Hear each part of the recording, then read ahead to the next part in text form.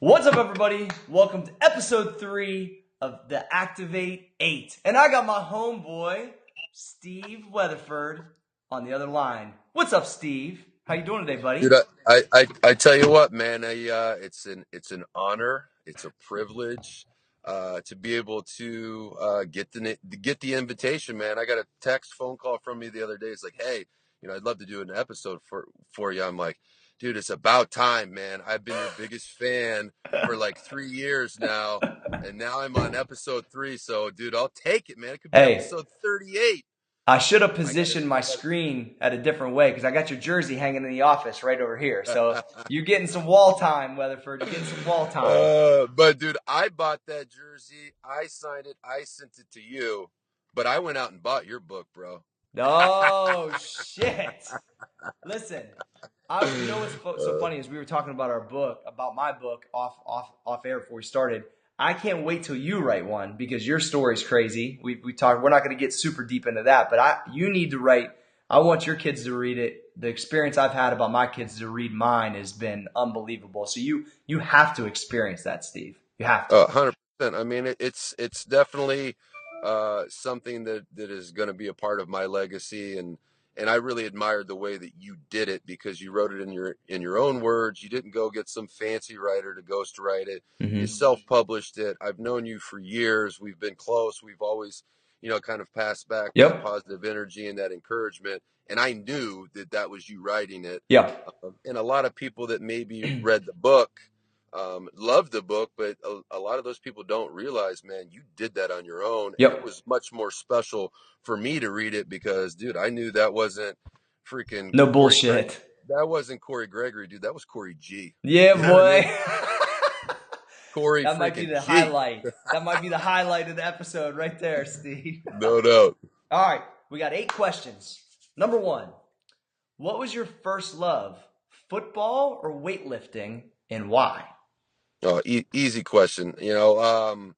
14 years old, 108 pounds, 5'7", above average athleticism, always had dreams and aspirations and visions Mm-hmm. of one day competing at an elite level, but I lacked the elite size and strength to do it.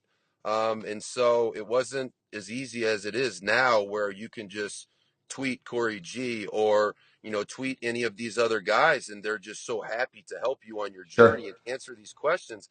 Dude, I had to either figure it out on my own or I had to go to the library and read books. Yeah, And, 14 years old, muscle and right, fitness. right. Yeah, I remember going into, saving up my money, cutting grass and buying muscle and fitness magazines, cutting out the pictures of what I wanted to look like one day.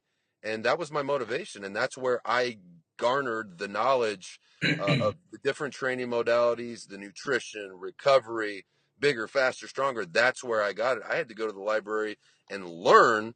Whereas now these kids that are growing up, all they have to do is pull out their smartphone and Yep. send me a Snapchat video question, and I'm on it. I reply to every single Snapchat video that I get every single night. 60 minutes I spend replying to people. I like. So, What's your dude, Snapchat, Steve?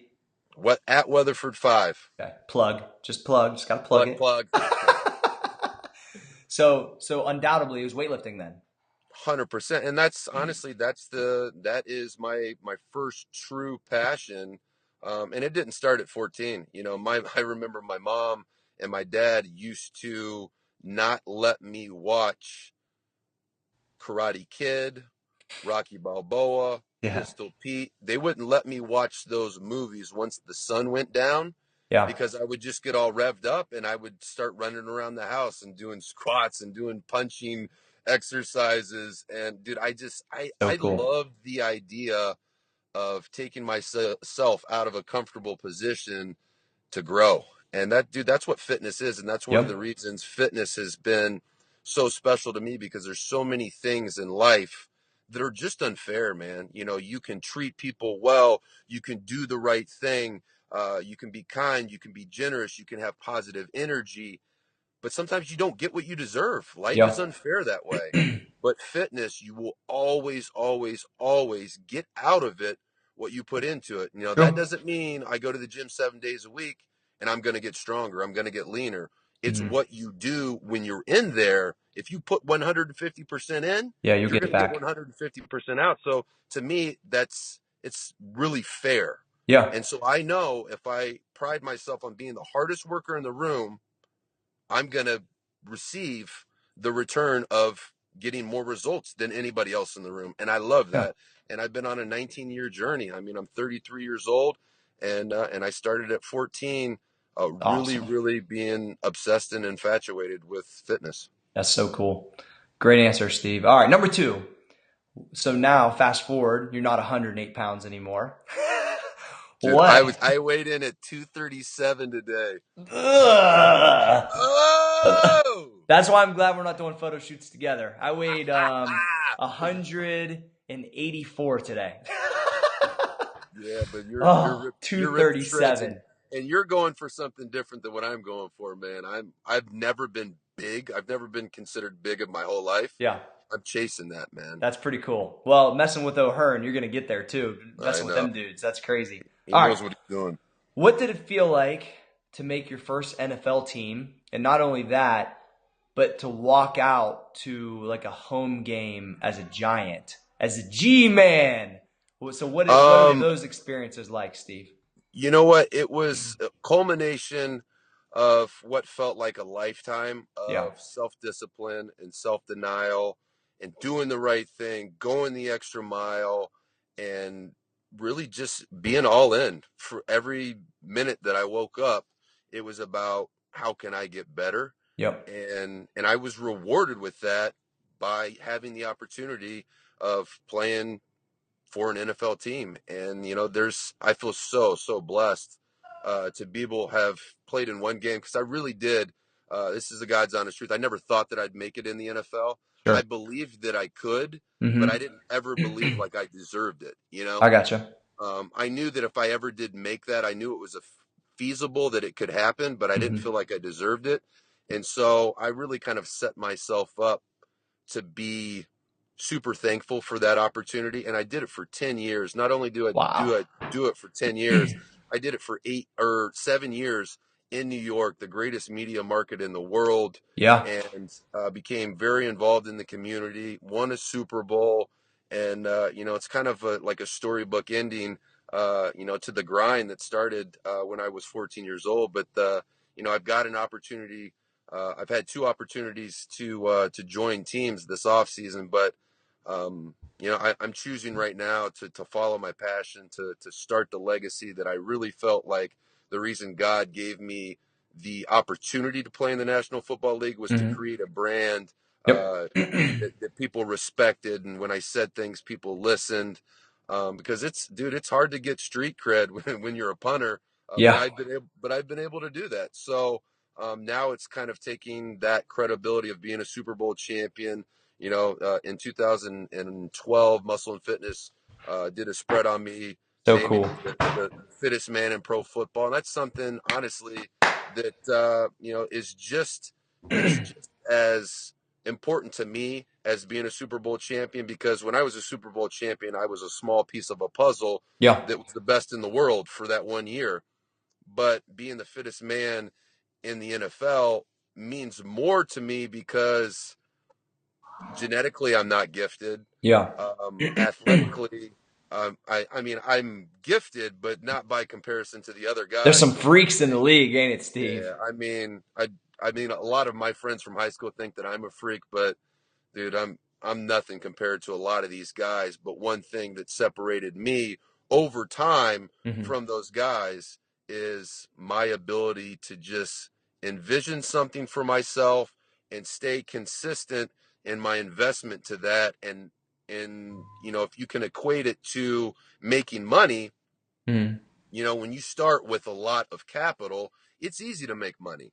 Sure. But when you don't have much money, it takes you a whole lot longer to Oh, build up a big amount of money. And for me, I didn't start with a lot of money, and I kind of uh, I compare the currency, the capital that you start with as talent. I didn't have a ton of it. I had some. God gave some. me some, but I tell you what, man, I took that capital, that ability that God gave me, and I squeezed it, and I did everything I could with it, and Yeah. that's why I played for 10 years. That's why I was a Super Bowl champion. That's why I was able to do the things that I was able to do athletically, is because I never ever let one opportunity go to get better. And it's a mindset. Like, if you let one time you leave the gym knowing you've got an extra exercise or an extra rep or an extra set that you don't do, that's going to bleed over into every facet of your life. And I knew that. And I was very vigilant to never become complacent. I love it. Well, and that's why you're able to withstand a decade. I mean, they call it the not for long league because guys barely make it 3 years, if that, and to make it 10 years. I think part of that is you had such a gratitude about it, Steve. Like you said, you almost didn't expect to make it, so you're so thankful. I think that has something to do with it, in my mind, to be Yeah, honest. because it's almost kind of like you know, you feel like you're playing with house money. So Yes. I didn't feel like I could lose. I, Yeah. I was a I was a winner before I even played a game. Yeah. You walk in my rookie year, I walk in, I've got Drew Brees as a locker to my right and Reggie Bush as a locker to my left, and I look around and I'm like, do I really belong here? Wow. You know? But the Wow. one thing that helped me to be able to feel like, you know what, I do belong here, is the fact that, dude, I know I worked harder than every single person in that locker room to have that opportunity, but I knew that I had to continue to work harder than everybody else in that locker room and every other NFL locker room to stay there. And that's what has pushed me to find success in the NFL, but is also that work ethic and that mindset is really pushing me, and it will guaranteed whatever I do. And this might sound arrogant to people watching. I'm not talented. I am not gifted. I guarantee you, I work harder than you. So Yeah. I'm going to be successful in whatever I choose to do. I'm going to make mistakes, and it might take me longer to find success in whatever I'm pursuing. But I Mm-hmm. guarantee you, I'm gonna get it. I love it. Well, number three, how to describe winning a championship? Like, what's the high of it? I know I Uh, see the picture. You're like running on the field, getting ready to hug somebody or do whatever. And I've seen multiple things you posted for TBTs. And is it just like the pinnacle? I mean, Steve, is it when you get the you know what? ring? I mean, what? I've never said this on radio, TV, or anything. Mm-hmm. Dude, I smoked pot as a kid. I drank Mm-hmm. a lot in college. Mm-hmm. Um, I've had those euphoric feelings from substances, right? Sure. But for me, that was the greatest feeling that I've ever felt in my life. And I've had 4 kids. Yeah. Which are And all that's, amazing my every wife will time. probably see this and she'll be like, I can't believe you admitted that you smoked pot before, or or even worse than that, that you um said that winning the Super Bowl was a more special experience than our Yeah. wedding day and our 4 kids. But I'm being real, man. Yeah. Dude, I'm on the mic with Corey G. I Yeah, gotta I boy. gotta keep it real, man. But yeah, it really was, man. And I always thought um that I was like, man, if I ever win the Super Bowl, dude, I'm gonna get so hammered Oh, at the post party. And I yeah. tell you what, I had that mindset. You didn't need I to. walked into the party, I grabbed the beer, I slammed the beer. Maybe it might have taken me 3 drinks. Yeah. And I looked around the room and I looked at my wife and I was like, I'm done. I don't want to drink anymore. I don't want to feel any different than how I feel right now. Yeah. um, because it was, like I said earlier, it was the self denial, the self discipline, the early mornings, the late nights, the going the extra mile, and then finishing, and then going another extra mile. Because I always had the mindset that, there was always somebody out there Yeah. doing something more. Did I overtrain? Yeah, you bet you I did. Yeah. But listen, dude, some people have to overtrain if you're under talented. Hey, Arnold told me in the interview I did with him straight up, he liked to be overtrained. He goes, if that even is something, I was overtrained, but I liked it. I liked being in there grinding for hours upon hours and not thinking somebody wants my spot and not letting them get it. Right. I mean, and that's the only way to make sure that you're defending it well Yes. is to make sure that you're never getting outworked, because maybe the plan that I'm executing isn't as good as the person next to me, Mm-hmm. or maybe they're more talented, or maybe it's a better plan and they're more talented, but they're not going to grind. You Yeah. know, they're not That's willing to they're not willing to go in there and do squats until you got to crawl out. but Yeah. I was willing to do that. I love it. What's your number four? What's your favorite part about your doing now? If you had to pick one single thing, what is your favorite part about the post It's NFL life? dude, it's my legacy. You know, it is the ability that I have to walk into a room and know that the people that are sitting in the amphitheater or the stadium, or maybe it's just a high school gym, or maybe Hmm. it's just a classroom. Every opportunity that I have to speak to one child or one adult or one entrepreneur or one team, Hmm. I value that so much. I am so thankful for that platform because they want something from me. Yeah. They want either a tool, a life tool, a skill, motivation. They want something from me, and by the time I drop that mic and walk out of the room, to look at their faces and just jaw on the floor, eyes wide open, shocked, that's, to me, I get more fulfillment from that than I ever did playing in front of 72 million people in the Super Bowl. Now, was I thankful for playing in front of 72 million people and having the greatest game of my life? Yeah. Absolutely.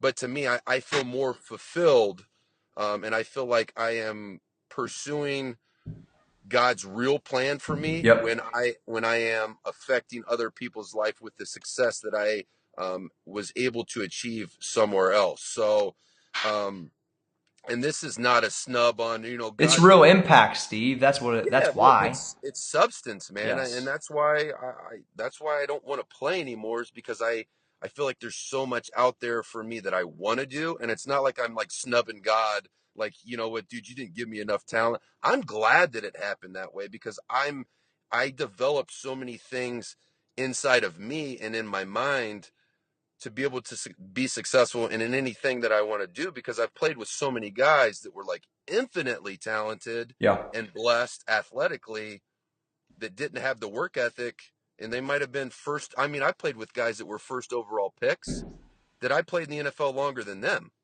and it doesn't make sense to me Yeah. until I look at the way that they approached life, not just their job or their But like, training, life. Like, did they come to work thankful and hungry? no. No, man, they felt like they belonged there. They felt like they deserved the locker that they were in. And before they know it, they show up in that locker one morning. You got a pink note in there that says coach wants to see you. That ain't a good feeling. That ain't the one you want. All right, number five. What's one thing you miss about playing ball?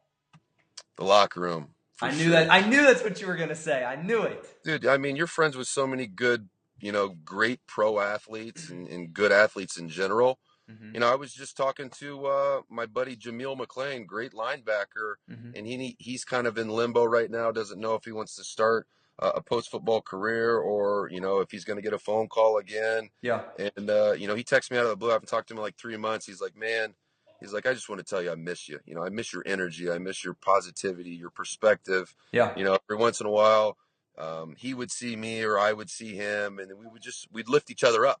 And Hmm. I miss that because it's such a brotherhood, man. It's a fraternity like nothing else because it's a 6 month season and we Yeah. spend like 10 hours a day, 7 days a week together. I have closer relationships with the guys that I played with than I do with my own family because I know them inside and out. I Hmm. know what they did last night based upon how their eyes look in the morning. And I'm not talking about partying. Yeah. I'm just talking about I know where their mind is. Like I know if they want to be there. I know if they're going through the motions at practice. I know if they're trying to get better because you just know them, You can read and I it. miss that a lot about It's like football. family, man. Yeah, it is It is. So all right. So now we got one thing you. What's the one thing you don't miss? practice. Hey, AI. You know what I mean? I loved my favorite part about the NFL season was preparing for it and just trying. I almost felt like every single year when the season got over, I always told myself, I'm like, oh, I'm gonna take like 2 weeks off, and then I'll start back up with yoga or some Hmm. Pilates, and then maybe 4 weeks after the season, I'll start lifting weights. Man, after the third day of eating pizza and drinking That beers, ain't. I'm like, Yeah. man, show me a freaking weight room. Let's go. Yeah. So it was almost every single off season after like 3 days, I'm like, all right, man, it's time for Steve Weatherford 2.0, Steve Weatherford 4.0, 6.0, 8.0, 9.0. And then, this last season was, I got up to it was Steve Weatherford 10.0 because it's my 10th year in the league. So it's constantly staying hungry and trying to reinvent yourself and work Mhm. on weaknesses and, increase strengths. But yeah, my favorite part of the NFL season was preparing for it. Nice. Number 7, what's your current fitness goal, Steve? Right now, I am preparing for a Kokora experience, which is it's essentially a day in the life of, well, more than a day. It's 50 hours, no sleep, no food, 24 ounces of water, SEAL fit training. Sick, dude. And every person that I've spoken to who completed this has said it changed them forever. So I hate doing it when I'm doing it, but after I make the commitment to do something like this and get outside of my comfort zone and do things I'm not good at, Yeah. you know, SEAL training, I'm not good at that. You know what I Yeah. mean? When is And that? When's this shit go down? I haven't picked a date yet, but it's going to be this summer. So, Nice. not only am I going to do it, but I've made the promise to myself that I'm going to do it over 225 pounds. And that has not been done by anybody before because most um, Navy SEALs or most people in Or general like that this do size. this, yeah, they're smaller than that. They're Yeah. like between 155. They're between 5'7", 5'9", 155 to like 175. Like Wow. 185, 185 is a Clydesdale. You Wow. know, so Man, that's I want crazy. to do it. I want to do it at 225. Um, so I'm going to be changing the way that I train, doing a little bit more endurance training, Yeah. and kind of checking my ego at the door a little bit because who loves to run? I freaking hate it. And I Not me. ran That's track. why I lunge everywhere. Yeah, exactly. And that's, dude, I ran track in college. This is coming from a runner. I hate running. So Hey, and I thought the that's, muscle trifecta was what I'm trying to do next weekend was cool. You're gonna about to whoop my ass with a dude, 50 50 hour. hours, no food. But everybody I talked to said like there's these different stages that you go through during the experience. One of them's anger, one of them's regret, one of them's like mourning, and they're Yeah. like talking through, because your mind starts to go delirious. It's 50 hours of physical activity, not just physical activity, like Hard. carrying logs, and I'll have 3 teammates, and they're all going to be Navy SEALs, so. Um, Dude, I don't want to let them down, and I guarantee you this, dude. I will die before I ring that bell and tap out. I love it, Steve. That is a great answer and a great goal. I love it. All right, last question, brother. This has been fun, by the way. I've really enjoyed it. What do you want to be known for, man? What is your kids gonna say? Man, that's my daddy. That's that. What do you want to be known for? Um, Two things that my grandfather told me when I was about 9 years old, and he said, "There's so many things in life that you can't control. You can't control how tall you are, how fast you are, how high you can jump, how far you can run. The only 2 things in life that you can control are your attitude and your effort." And so when I'm dead and gone, and it might be tomorrow, it Yeah, might be 70 years from now, that's why I want to start my legacy now. Not that I haven't started it, yeah, years ago, but I truly every day when I wake up right now, I want to pursue feeding the legacy that I'm giving my son and my 3 daughters, and namely my son. If I could give him 2 gifts that I have developed in my life, it's my perspective and my work ethic. So, perspective being just being thankful in general, yeah. being thankful for the opportunity that I've been given every morning to get up out of bed on 2 feet. It could be being thankful for a wife that I actually enjoy being around because there's A lot of you guys that take you don't. take Yeah, that for granted. I mean, a lot of people are I stuck feel the in same way. yeah, loveless marriages that they just stay there for the kids. Yeah, I don't have that. I genuinely enjoy being around my wife. My kids are so healthy and beautiful and smart yep. and loving, and they're all different. And that's a challenge in and of itself. And so, yeah, I think to kind of tie a bow on it, it's my attitude An and my effort. effort.